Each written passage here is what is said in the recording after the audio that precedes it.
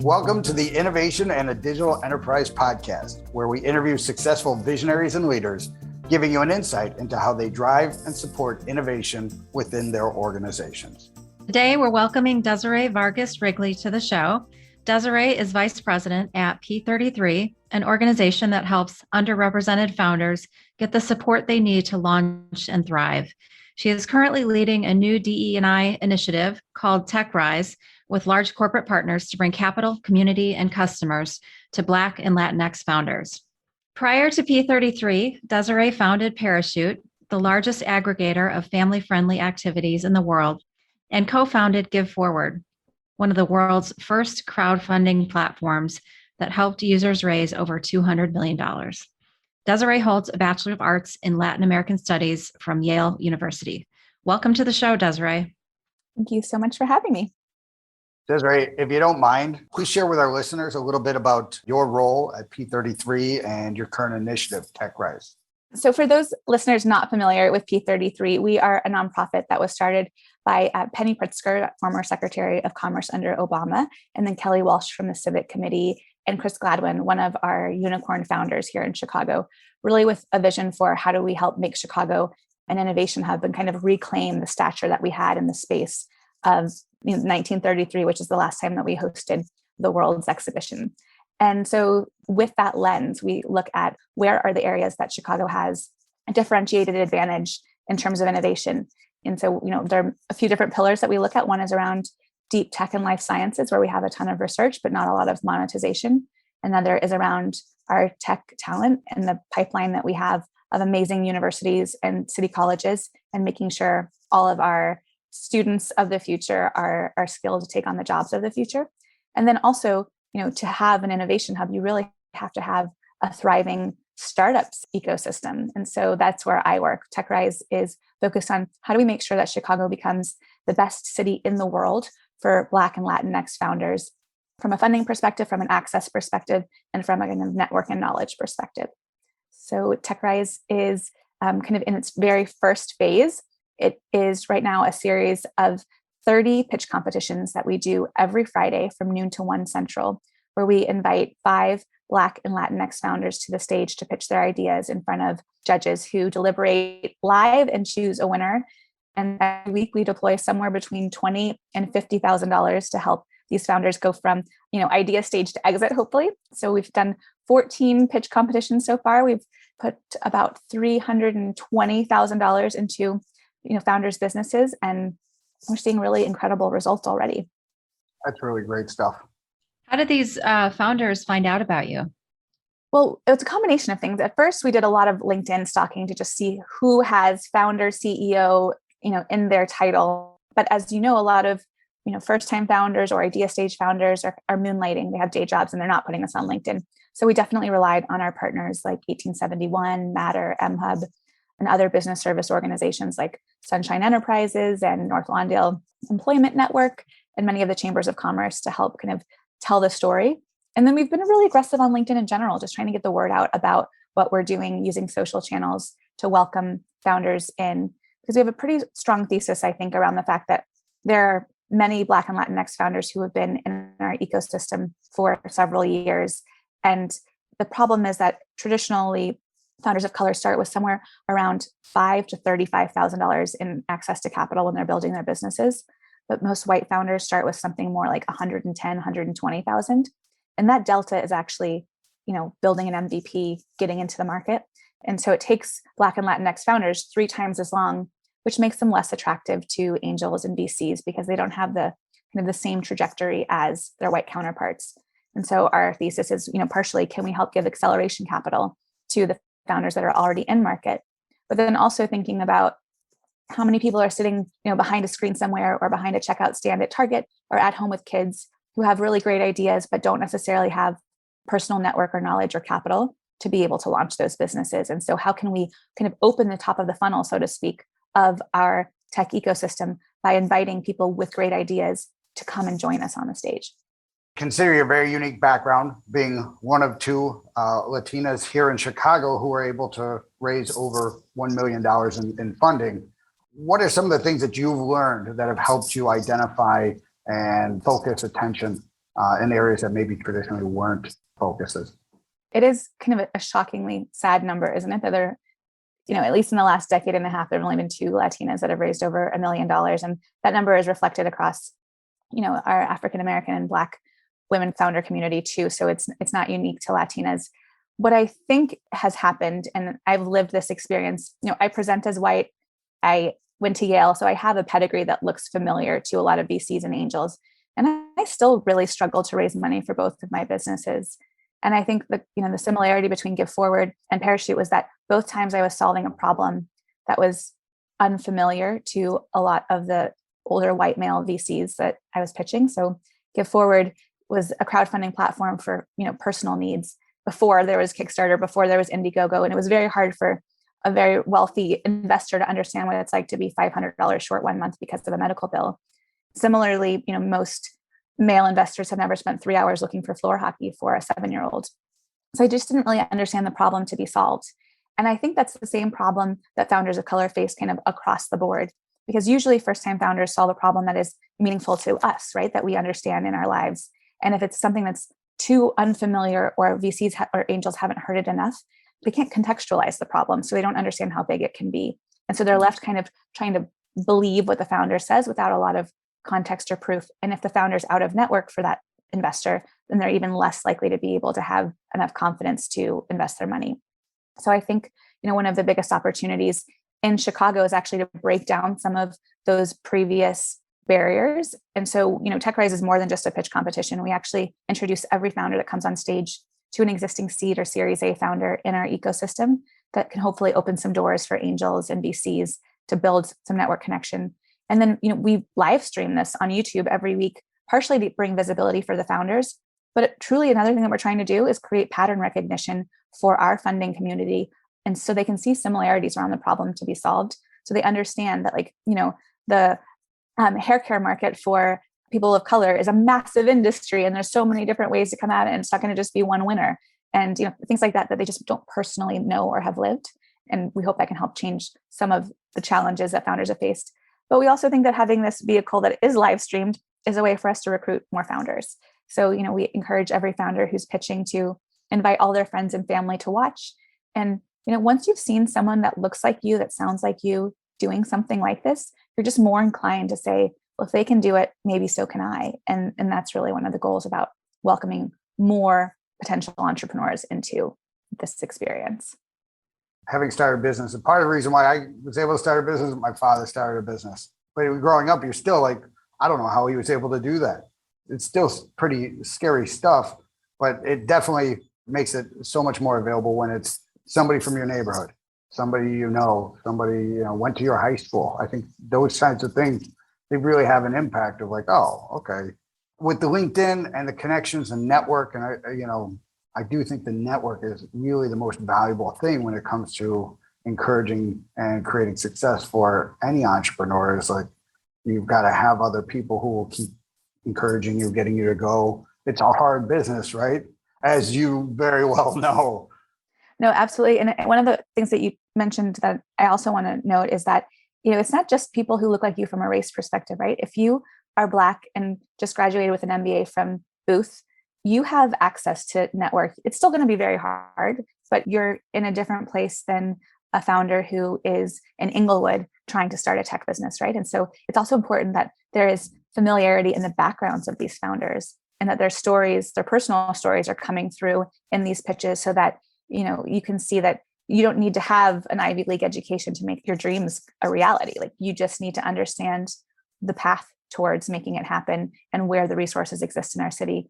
And for a long time, we've concentrated those startup resources in the Loop, River North, Fulton Market. But what I think, COVID has allowed us to do is really move everything to virtual, and allows it to more easily include people who previously were excluded because they had a busy day job. There's no way they can take the train into downtown to do a pitch competition. But this, over a lunch hour virtually means that we can welcome people from all over the state. One of the topics we talked about before this, and getting into that complexity, right? The moving fast. You mentioned, access to capital being critical to be able to fund to move faster, right? So the 5 to 30 grand versus over 100 grand, which, to your point, you can get, some kind of MVP or a prototype done or something where there's a physical representation, and that lack of capital from your standpoint, like that speed, that need for speed. Why is that so important? Yeah. So for a while now, I've been talking about the need for us to fund founders faster. And I know that as a founder myself, I wanted that because I want to get back to working on the business. And there's a real, of course, internal desire at a company to make that happen. But from an ecosystem perspective, it's actually crucial that we accelerate the speed of funding for Chicago and the Midwest. If you compare founders here to founders in Silicon Valley, there are a lot of founders who are on their third or fourth company by the time that they're in their early 30s, and they probably raise money for all of them. And the amount of learning that happens in that short period of time, and the teams that they build around those problems, who then go on and help solve other problems, that life cycle requires funding early so you can fail or scale fast. And if you don't do that, what we end up with is what we have in Chicago, which is really great, high potential, eager, gritty founders who grind for 4 to 5 years. And we take their most productive, passionate years and we kind of ruin them, right? Because they get so tired of trying to find people who will fund their ideas that by the time we actually fund the companies, only the ones that are like the hardiest and grittiest survive and usually have meaningful revenue. But that means that we've pretty much like siphoned off a lot of great potential early on in that life cycle of a founder that is unlikely to come back in. And so we're actually wasting talent within our tech ecosystem by creating such a long funding line, our life cycle. Like if we could get people to get $1 million to $3 million in the door in the first 12 to 18 months, and they could figure out quickly whether or not they have a viable business model and, customer acquisition makes sense. If they don't, then they fail and they go do something else, go work for someone else. The team that they built goes and brings value somewhere else. Maybe someone spins off and starts a secondary version of that first company, but that's just not happening in Chicago yet because it takes too long for people to get that first stage of funding unless they really are kind of like a tiger by the tail cameo story. But they're called unicorns for a reason. Like they're kind of mythically, seemingly impossible. Of course, there are 11 of them this year, so it's not so impossible. It seems more likely every day, doesn't it? It's amazing how much that's going on. You mentioned Cameo, and Cameo, for many of those people, that was their second one as well. There's a straight line from a previous organization for many of the folks that are there, to your point of like, and this is what I hear, and I would love to get your perception on, the idea that like one, versus Silicon Valley, Chicago's success rate is significantly higher, which seems consistent with what you're saying. Like, so, hey, there's a much longer process. It's more rigorous. So you're going to have more successes because the stronger are only going to get through this, right? The ones who are, right? But that has that other downside of like some of the other ones aren't going to make it, and they may have had a bigger success longer term if they just were given a little bit more money at the beginning. So I hear what you're saying when it comes to, the people in Chicago, like the VC, the money in Chicago is, hey, if you're making a profit, you'll get money, right? In Silicon Valley, it's like, if you're making a profit, you're probably doing it wrong. Yeah, or you waited too long to raise, right? Right, I think exactly. That's the story there. This comes from a little bit of personal experience, but also just watching other founders. So with Give Forward, we could not raise $1 for the first many years. People kind of laughed me out of the room saying, why would anyone give online without a tax deduction? I don't think there's really a market for this business. It doesn't sound like a business. It sounds like a nonprofit. And then, fast forward 10 years, and it is a multi-billion-dollar industry with the Jobs Act behind it. And crowdfunding, when I was pitching it, didn't exist as a term or in people's minds. And if Chicago had backed that earlier, would we have beaten GoFundMe? Probably, because we were so much farther ahead. I went to breakfast with those guys and they candidly told me they stole our business model. So that is an example. And it's not sour grapes. I mean, we got out executed. That happens. But the fact that we do have great founders building like bold, visionary businesses here, and the ones that aren't food delivery or fintech or SaaS, like they feel like they have to leave Chicago in order to get the support and resources that they need, which is the exact opposite of what we need in our ecosystem. We need people with great ideas staying here. And if you have a social app, you should be able to build it here alongside building the next enterprise level SaaS solution. So you're giving so many resources and such a great network to these founders. I'm just curious, when you were a founder of not only Give Forward, but Parachute as well. I mean, what, if any, resources did you have? So Give Forward, we were building in like 2007, 2008. So that predates 1871. There was really, the CEC existed, but it was kind of a good old boys club and felt very off limits to me and my co-founder. And neither one of us was from Chicago. So that made it even harder. So we really, I waited tables at night. He blogged on the side. And that's how we bootstrapped the company for 2 years. And it wasn't until we hit $1 million in transactions that we felt confident enough to kind of go back out into the market. And at that time, the first generation of Techstars Chicago, so it was called Accelerate Labs, was launching. And I knew about it because I previously worked at the Kauffman Foundation. And I knew these incubators existed. And it was the first kind of visible one in Chicago. So I thought we should apply, even if we got laughed out of the room again. And it was just so happened that Sam Yagan, the founder of OkCupid and later CEO of Match and ShopRunner, he had just had to solve this problem for his assistant who needed to raise money for her sick son. And so he personally got what we were trying to do. And I don't know if it was just him, but he, got us into the program. And that is where we got our first kind of level of support. So we had a mentor named Tim Krosskopf who, didn't have experience in our industry, but really believed in the vision. But honestly, there was still no money coming to us. And it wasn't until David Cohen from Techstars in Boulder saw us on stage and said he would put money in that Chicago investors actually started to say they would too. And so it took an outsider to fund what is now, a multi-billion-dollar industry opportunity. And I think that's happening over and over again behind the scenes. And it's happening to founders of all colors, to be candid, but it's especially happening to founders solving problems in the consumer space and founders of color. Wow. But there are a lot of resources now. I'm like, I don't know. There's so many places now to get advice and mentorship. I love Techstars, of course. I think, the long jump community is doing an incredible job of bringing together operators. There's a tool called Eureka that brings together mentorship. There's just so much out there now that didn't exist back then, but it's still sometimes hard to navigate as a first-time founder. If you don't mind me asking, just with Give Forward, was there something personally in your life that inspired you to found that? It was a couple of things. One, Hurricane Katrina happened when I was at the Kauffman Foundation. And when you work at a foundation, you often pay attention to kind of overhead and admin and charges and where the dollars are going. And I felt that, individual donors didn't have a say in where their money was going. And that if people knew that they could give directly to people trying to rebuild after Katrina, that, people would individually probably give a lot more. And so I thought that that's a problem with philanthropy that needs to be solved. And then I saw a change jar at a convenience store for a baby that needed a heart transplant. And I was like, if this was happening online, this, wouldn't be a quarter at a time. It would be $250 at a time. But if I'm really being honest with myself, I think a lot of the heart behind the why for me was that, I was raised by a single mom that didn't go to college until I went to college. And we were lower middle class in every way. And I remember what it was like for her struggling to pay bills. And I remember one time her saying, I just wish someone would drop $300 in the mailbox. And like, that is what I built. We literally would send surprise checks. And in the beginning, they were only $300. Later, they became 30,000, at one point, 1 million. But I think, that's what happens with founders. Like you bring in your personal experience and it inevitably influences how you solve real world problems. That's awesome. Great story. Thanks. So Desiree, incredible story. And obviously it shows through. You're such a genuine and authentic person. When it comes to engaging the future entrepreneurs, which as an entrepreneur, I can't but want more people to have that experience. It's transformative. There's no better self-help program in the world than, being a founder, because it's all your fault, right? Everything.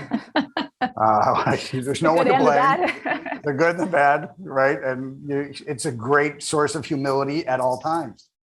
What are some of the things, we've got a lot of people we've talked about that, are choosing to leave Chicago. They've got great experience, great education. They come from our great communities. You mentioned the coin thing on the counter, like that to me is a totally Chicago thing where neighborhoods coalesce, they support each other, people get sick, they have fundraisers, there's donations, all that kind of thing.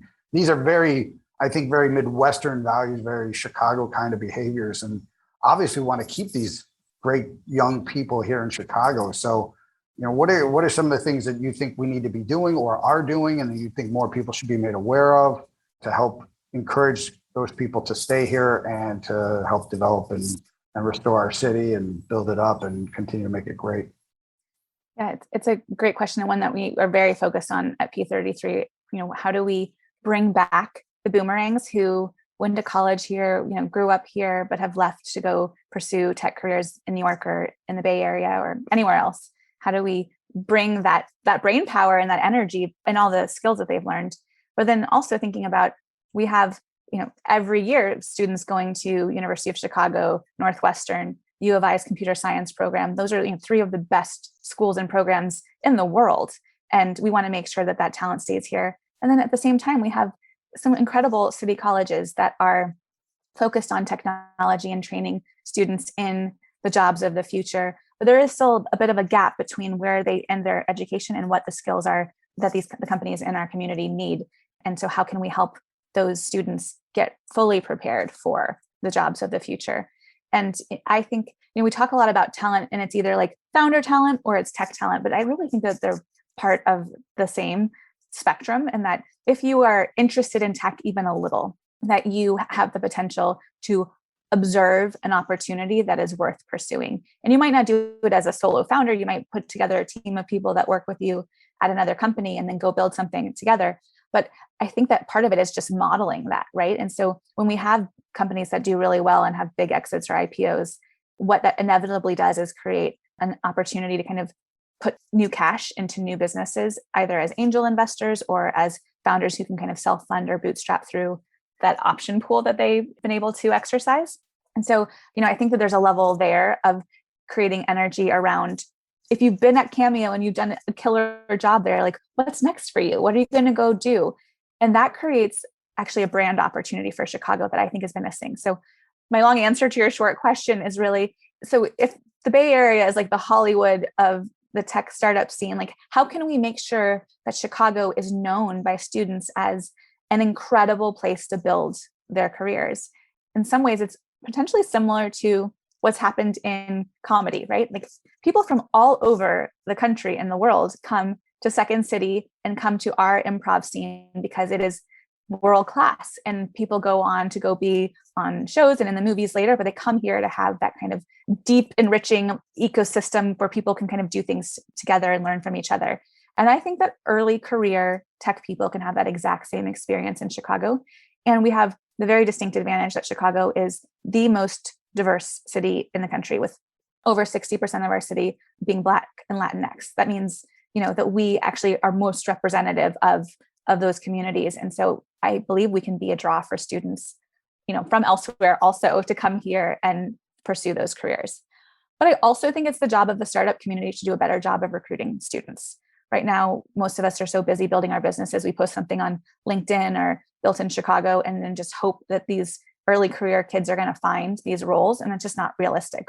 So we need to kind of collectively go to these job fairs and talk about our startup community as a whole, so that they recognize, how much they can learn from coming into one of our companies early.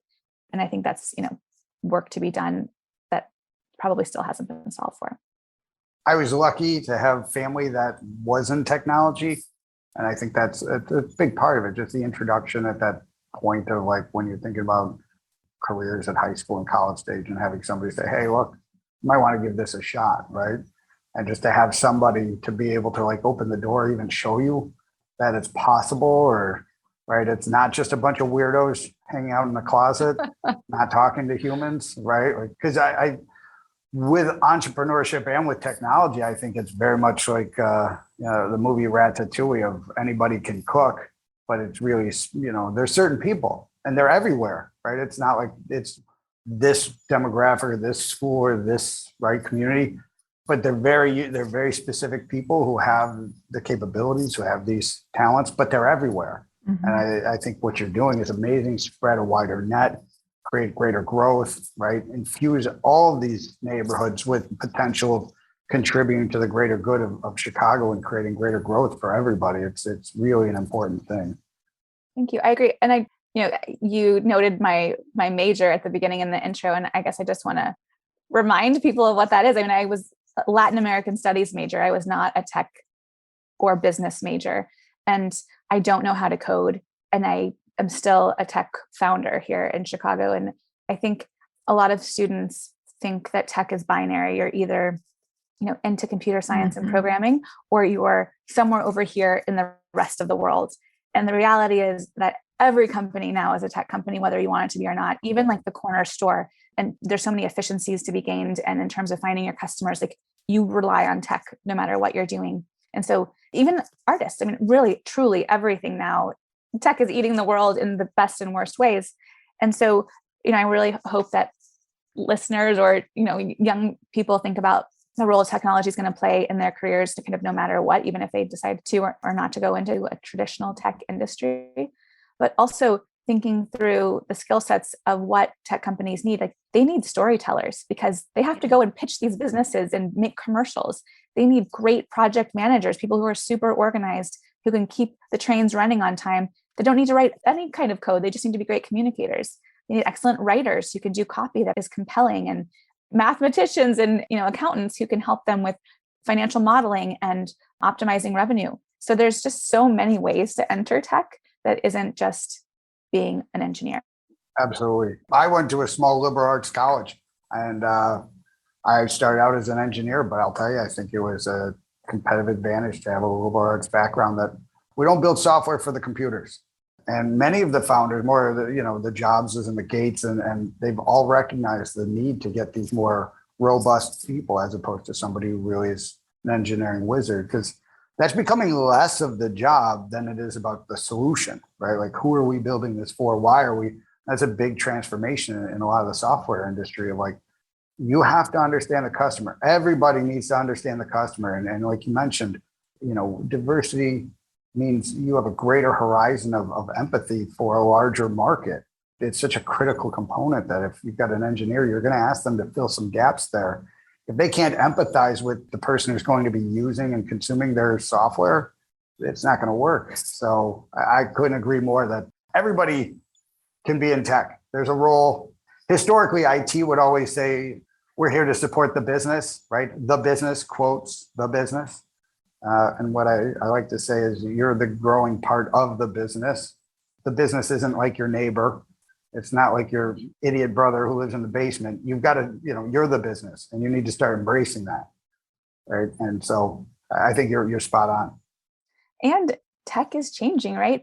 The no code, low code launch is now a real thing. And there's so many third-party tools that can do a lot of the work and the heavy lifting of what you used to have to build entirely custom. And so, what used to take a 10-person development team maybe now can be one front-end developer on top of existing code structure. So you as a founder with an idea can go from zero to minimum viable product with sometimes 25 to 30 grand if you can build on top of an existing framework or platform. And so the people that have closed off their ideas because they just don't know how to even get started or where to go, I think have self-selected out of tech, but tech is asking them to come back in because tech is building tech for the non-technical founders. So Desiree, who's been your inspiration through all this? And Patrick and I also like to ask, what type of mentors you've had. Yeah, I have had the great fortune of having many mentors along this journey. And some of them are, moral support, and some of them are kind of the nuts and bolts of running and growing a business. I know I mentioned Sam Yegan earlier, but he's been probably my longest standing mentor and one that I can continuously go to for questions about kind of structure and fundraising, and is just kind of always available in the kindest and most generous way.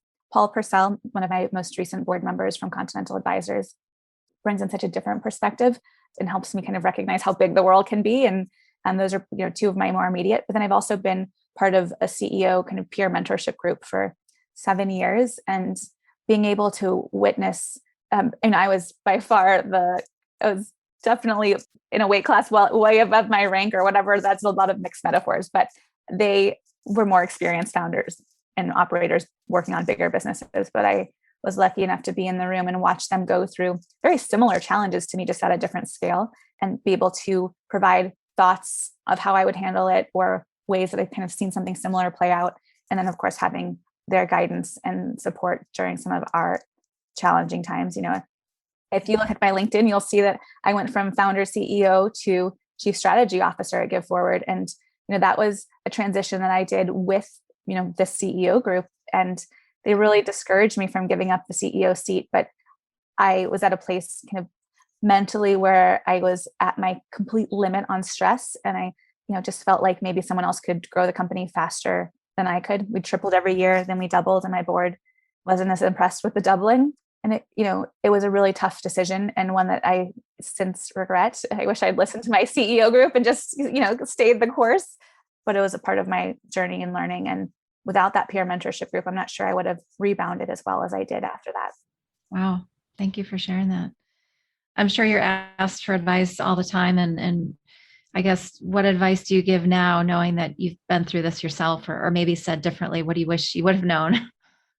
I think that it's impossible to wrap up all the to-dos and not to-dos of a 15-year startup career. But I think one of the most important lessons is actually kind of counter to what we were talking about before, but is that you can't take too much credit for when things go right or when things go wrong. And one of my very, very first mentors told me that too, because there's so much that goes into things going right. It's timing in the market. It is meeting the right people. It is the right idea at the right time with the right people on your team and the right amount of funding. It needs to be this perfect storm in a good way.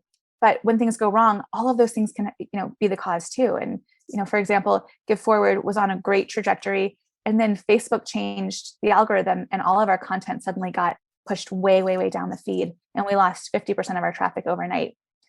I don't know if we could have anticipated that. So, you can't blame yourself too much, and you can't take too much credit. And it's really just about finding your path towards that North Star and being able to tack pretty quickly to get back on track when needed. So I guess don't be too hard on yourself don't be too proud of yourself either when it goes right. Yeah. Thank you.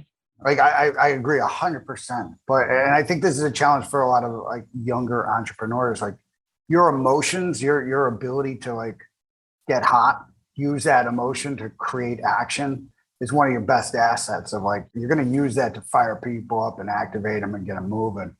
But you're right. There's that, you got to modulate the amplitudes on that wavelength of I coach some people on leadership skills. And one of the things I focus on is your emotions are really a great asset, right? If you got that, you can burn hot. It's sweet, right? You got to be able to do that to get groups. I use the metaphor of Cyclops and X-Man, right? If he's not wearing his little visor thing, it's destroying everything, right? But you got to put the visor on, then you can focus that emotion specifically to where it needs to go, as opposed to just laying waste to everything. But then there's the self-talk and the making it through the downtimes of you ride those highs and you're a super person, and then you're the worst person. And this is the thing I see with almost everybody, not just founders and entrepreneurs, but people who are really setting audacious goals. They always have that imposter syndrome, right? Of why did I think I could ever do this? And it's because you can, right? And you had a setback, pick it up. No, I completely agree. And I mean, one of the reasons I think that certain personality types love this is because the highs are so high. I mean, having done other careers, it is incomparable to anything else, right? When you hit a certain milestone on customer acquisition, or you close a round of funding, or you get to be on Shark Tank, there's these moments where you're this is so incredible. And it's hard to communicate to people who haven't gotten to experience it. And I think the nuance of what I was saying was more about the blame and the credit. Yes, technically me closing a deal with Mark Cuban on TV was me killing it, right? I had a great pitch. He said yes. It was the second biggest deal on Shark Tank at that point. And the reality is, one, a lot of people helped me prepare for that. And the stars had to align in many ways for me to even get that opportunity. I just happened to be the first pitch of the day, which means that they were fresh and excited. There's so many things that were out of my control that contributed to me being able to have the successful outcome. And having done a lot of kind of executive coaching for myself, hiring a coach and trying to be more kind of analytical around when we hit those highs, like what's going on, what's going right. And when we hit those lows, what did I do to contribute to that? But also what were the external forces, and trying to be less emotional about the observation is, I think, a crucial skill of entrepreneurs that you develop over time. And so I guess another piece of advice related to that is just like making sure that you reflect on like, why are we winning and why did we lose right here, so that you can kind of constantly be improving. That's awesome. I think I couldn't agree more. That whole, why are we winning, instead of like, oh my God, we got it figured out. Like, no, there's luck. I mean, the quote about when opportunity meets preparation, I completely agree with that, but I actually think there's a third element, and it includes optimism. And so I say that to my teams a lot, that like, you have to come in with the right kind of energy to be able to create the luck, right? You have to be prepared to receive the luck when it comes. So the opportunity comes and you are capable of receiving it, but you have to do it with like the energy and the positive, like long-term vision of what this means. And then the luck can happen. And once you get on this road, and then people say it all the time, it's like, it's amazing. Once I started telling people what I was doing, how many people came into my life that just like happened to be able to open a path for me. And it's like, that's because you brought optimism and preparation to this opportunity. And so, I think that's it. Awesome. Well, I really appreciate you taking the time and sharing your experience, your wisdom, your vision, your goals, sharing what's going on with P33. And obviously, we're pulling for you. And if there's anything we can do to help, please let us know. Thanks for having me. It was a lovely way to spend the afternoon. So we also wanted to thank our listeners. We really appreciate everyone taking the time to join us.